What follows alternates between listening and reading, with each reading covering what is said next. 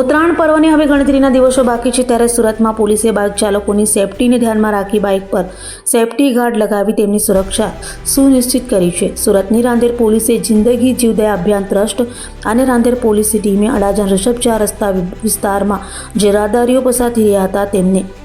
Bike પર safety guard લગાવી અને ઉત્તરાયણના પર્વ દરમિયાન કઈ રીતે સાવચેતી રાખી શકાય તે અંગે માર્ગદર્શન આપવામાં આવ્યું હતું। આ સાથે જ ઉત્તરાયણ પર્વમાં ઘાતક ચાઇનીઝ દોરીનું જો વેચાણ થતું હોય તો તાત્કાલિક પોલીસને જાણ કરવા માટે પણ સમજાવવામાં આવ્યું હતું। Rander PI RJ Chaudhary MK Goswami Rander police station અને અમારી રાંદેર પોલીસ સ્ટેશનની પૂરી ટીમ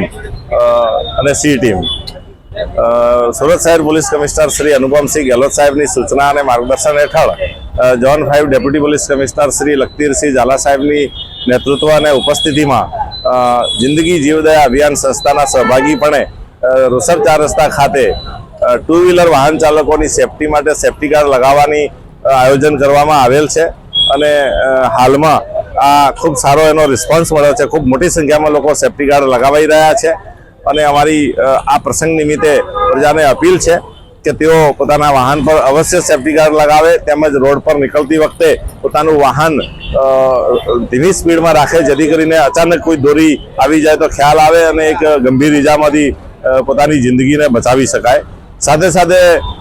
આ જે સંસ્થા છે જિંદગી જીવદયા અભિયાન એ સંસ્થા ઘાયલ પક્ષીઓની પણ સારવાર ને બચાવ કાર્ય કરી રહેલ છે જેથી કરીને આપના ધ્યાનમાં કોઈ આ પ્રસંગે કોઈ ઉત્તરાયણના તહેવાર નિમિત્તે કોઈ ઘાયલ પક્ષી દોરીથી થયેલ હોય અને આવો કોઈ બનાવ ધ્યાનમાં આવે તો સંસ્થાનો અવશ્ય સંપર્ક કરી અને આ પક્ષીની જિંદગી બચાવવામાં આપ સહભાગી બની શકશો। તો આ બાબતે યોગ્ય આપ કાળજી લેશો। ધન્યવાદ।